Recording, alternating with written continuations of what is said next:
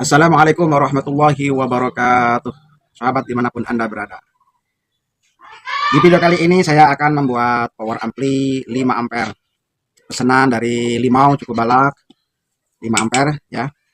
Mari kita simak baik-baik cara membuat power ampli sebesar watt. Kisaran berapa watt ya kalau 5 ampere. 5 ampernya CT 47 pakai trafo donat. Ini trafo bahan-bahannya ya. Kemudian elko-nya 4, heatsink, kemudian fan, kemudian driver ya. Drivernya satu belum diambil ya, ada 2 driver. Kemudian bahan-bahannya ini ada kabel lampu LED, kemudian PR. Wah, ini bahan-bahannya guys ya. Mari kita simak baik-baik cara membuat. Yang pertama adalah PSU dulu, yaitu power supply-nya dengan trafo 5 ampere donat CT47.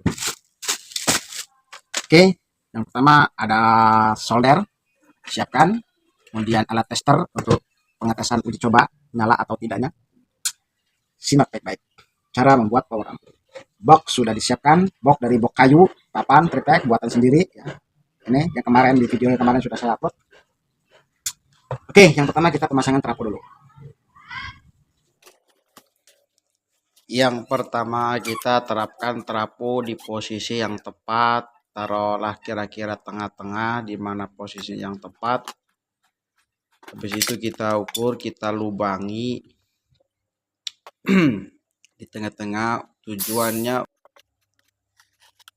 kalau kira-kira sudah pas ya, sudah dibolongin begini, tinggal kita besarkan supaya pas dengan bautnya. Kita besarkan sekiranya ukuran baut yang kita akan masukkan. Lalu kita pasang trafonya.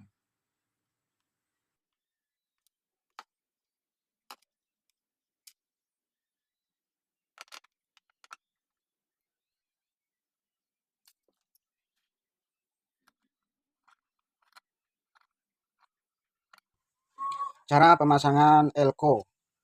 Ini elko menggunakan 1000 mikrofarad 100 volt ya.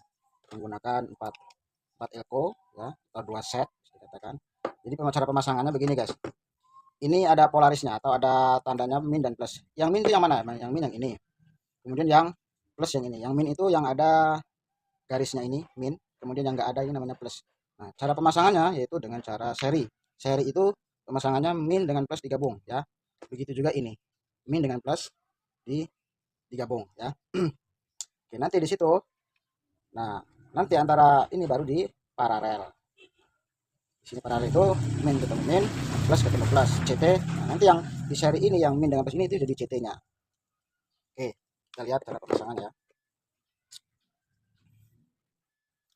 Kita sambung dengan kabel tembaga yang kayak gini ya, biar kokoh. Ya sebenarnya kalau pakai serabut juga bisa, cuman nanti ya, kurang kenceng. Dikerik dulu ininya, dikerik biar lapisannya itu, baru kita nanti solder ya. Kita solder dulu guys. Di solder bagian plus, kita solder bagian plus.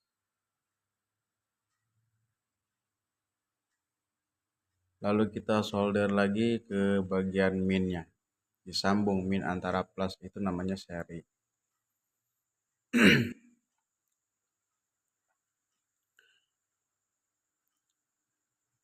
Kalau sudah, kita potong dengan catutan guys. Adanya catutan, pakai catutan lebih enak. Tinggal pemasangan satunya guys. Setelah disolder satu-satunya, lalu kita tinggal pemasangan paralel antara plus dengan plus, min dengan min disambung jadi satu. Nanti bagian tengah itu adalah CT-nya, juga disambung dengan antara CT ke CT.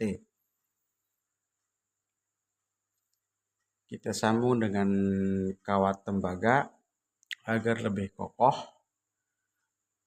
dan rapih.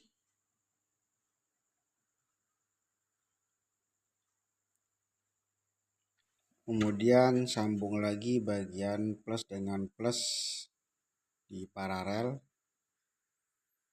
kita potong biar rapih. Selanjutnya tinggal penyolderan atau penyambungan bagian CT, yaitu bagian tengah. Kita paskan dulu, lalu kita solder lagi.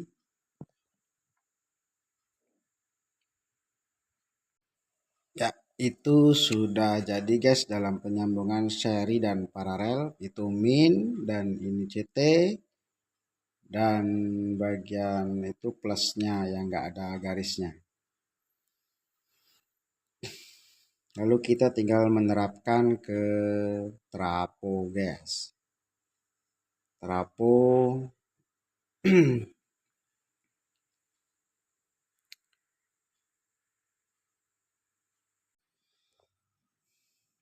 nah, itu yang saya solder itu bagian plusnya merah.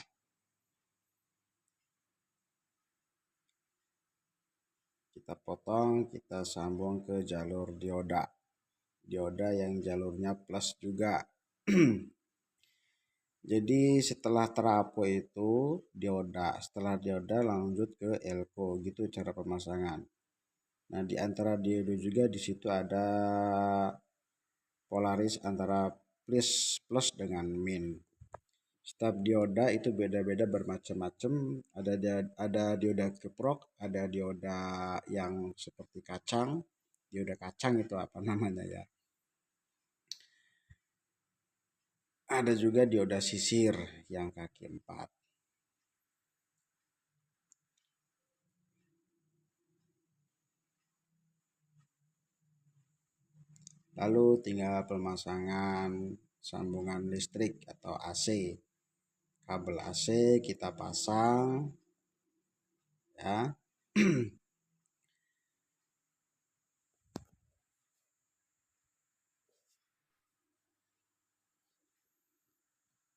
Kita pasang ke saklar. Kasih saklar.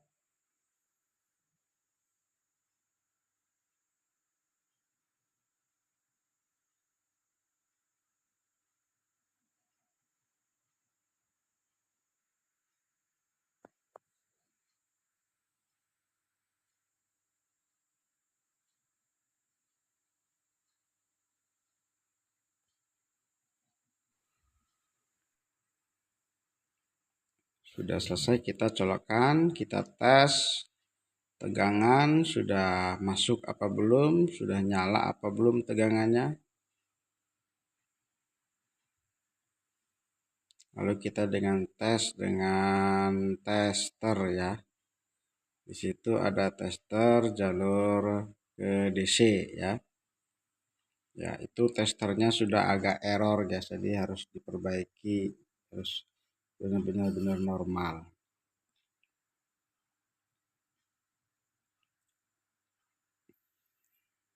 Yang merah ke plus, yang hitam yang ke CT. Kita ukur berapa tegangan masuknya.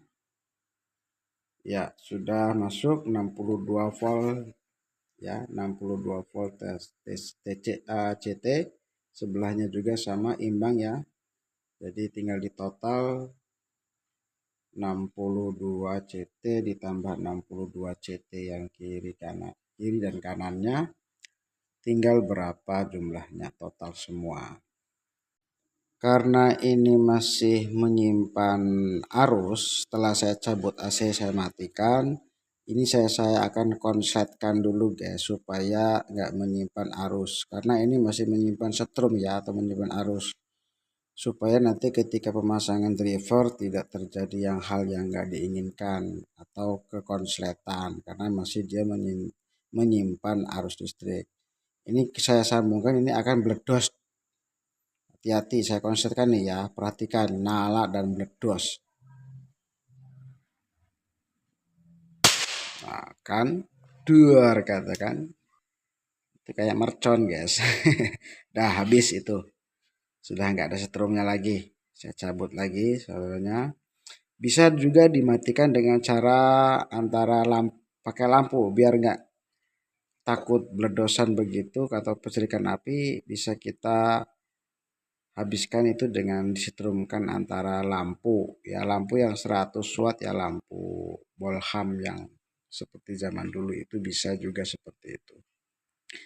Antara min plusnya disambung ke lampu itu, sudah dia lama-lama habis kesedot oleh lampu tersebut. Oke, sekarang tinggal pemasangan kipas atau fan untuk menjaga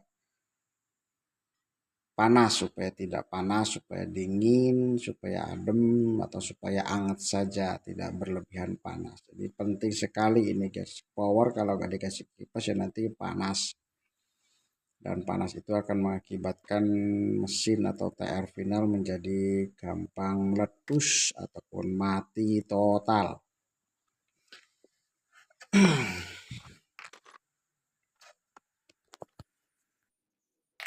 Setelah PSU sudah jadi, kita lanjut pemasangan TR final atau bisa dikatakan namanya transistor IC Toshiba 5200. Saya menggunakan transistor 5200 2 set per channelnya agar menyesuaikan supply-nya 5 ampere CT47. Karena kalau banyak-banyak nanti semisal pakai 5 set per channel, jadi kan totalnya kalau 2 channel berarti 10 set. Itu malah membuat suara menjadi loyo kalau kebanyakan TR final. Memang dingin, gak gampang panas, tapi di suara akan loyo. Kalau sesuaikan dengan supply-nya, tidak terlalu banyak TR atau transistor, maka suara akan maksimal dan bertenaga. Akan tetapi gampang panas. Nah, maka dari itu kalau gampang panas dikasih fan atau kipas pendingin supaya nanti ketika digeber tetap hangat saja, tidak panas berlebihan. Itu dalam perakitan power ampli.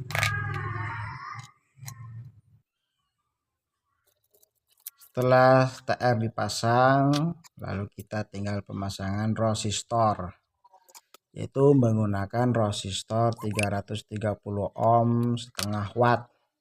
Yang 1 watt juga boleh ataupun 2 watt juga boleh. Saya menggunakan yang setengah watt saja. Resistor dipasang di jalur kaki transistor yang basis. Nah, nanti di tengah kaki transistor itu untuk jalur supply-nya min dan plus. Kemudian kaki 3 dari transistor itu namanya emitor, yang mana untuk output keluaran suara speaker atau jalur speaker.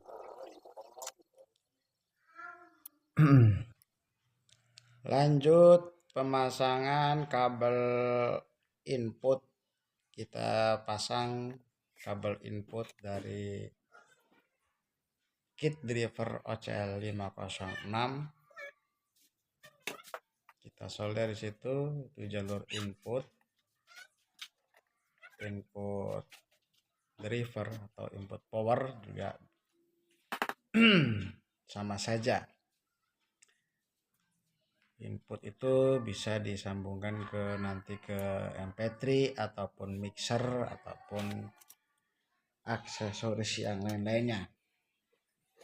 Lalu kita terapkan di box. Untuk PCB-nya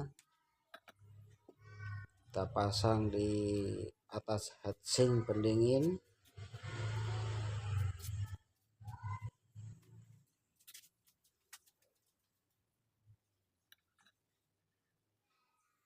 Nah, di situ ada video yang di atas itu, yang kecil itu sudah video yang sudah finish ya, sudah yang mau finish, sudah mau selesai. Kenapa saya dipasang di situ? Karena untuk menyingkat waktu ya dalam video ini.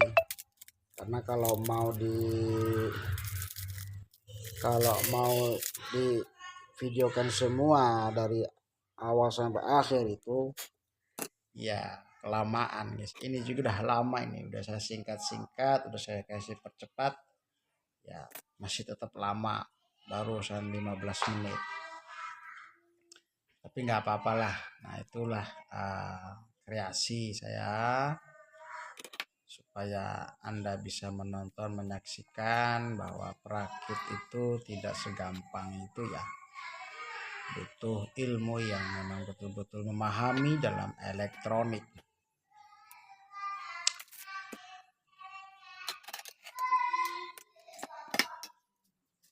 Ya, itu dalam pemasang penerapan key driver disambung ke transistor IC Toshiba.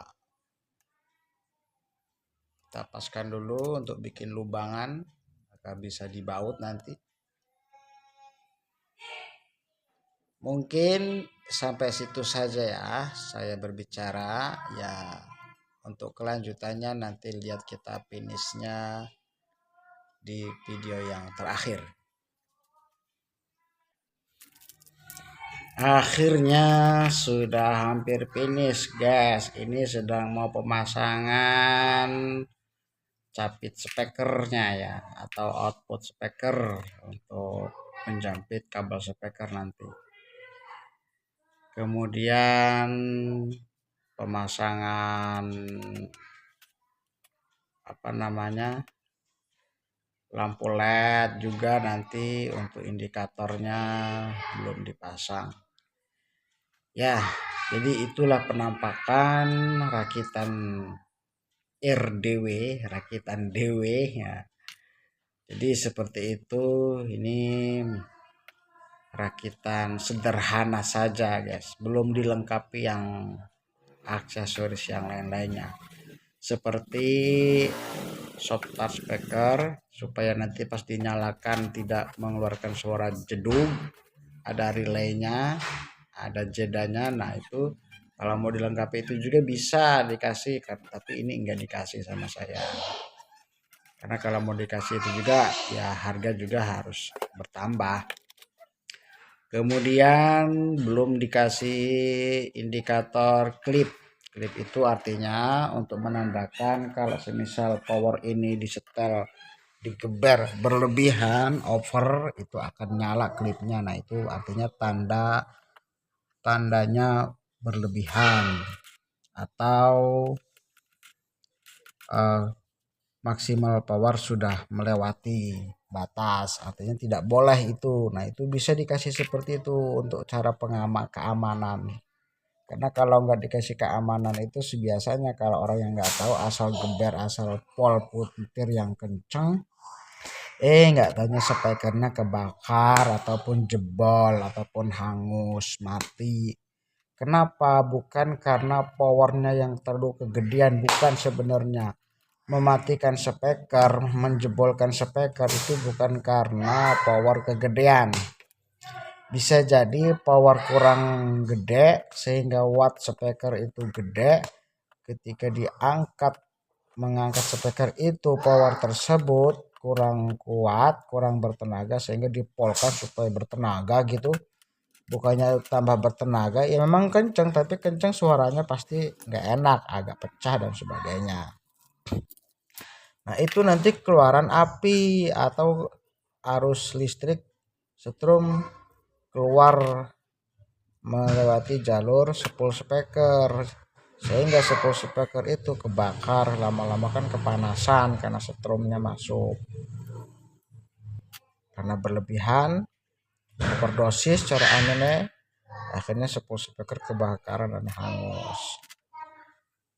Itu ya bisa juga sih powernya gede tapi speakernya kecil wattnya, itu juga bisa menjebolkan. Jadi harus bagaimana?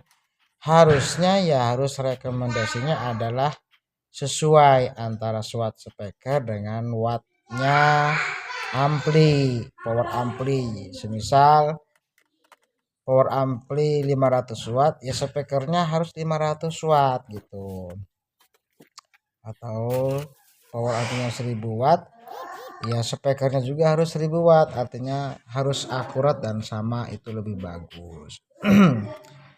Atau biar lebih awet juga bisa lebih besar power amplinya dibanding watt spekernya. Contoh begini, power ampli sekitar 1500 watt misal, maka spekernya di bawah itu, tapi di bawah itu pun jangan terlalu jauh. Kisaran kalau power amplinya 1500 watt, maka spekernya sekisaran 1000 watt ataupun 1200 watt. Itu enggak masalah. Kalau semisal powernya kegedean 1000 watt, spekernya cuma 300 watt gitu, kalau digeber ya bisa jadi speker jebol, hangus, karena nggak kuat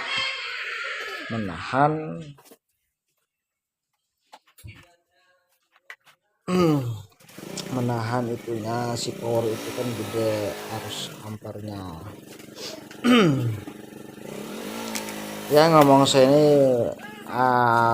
kayaknya bulat ya guys ya, kurang jelas ya, sing penting aneh omongannya lah. Boh mudeng bora, boh paham bora, sementing aku ngomong ini. Sampean fokus ndelongne aku ngerakit wae. Oke, itu saja. Dan itu penampakannya guys, sudah finish. Langsung kita cek sound.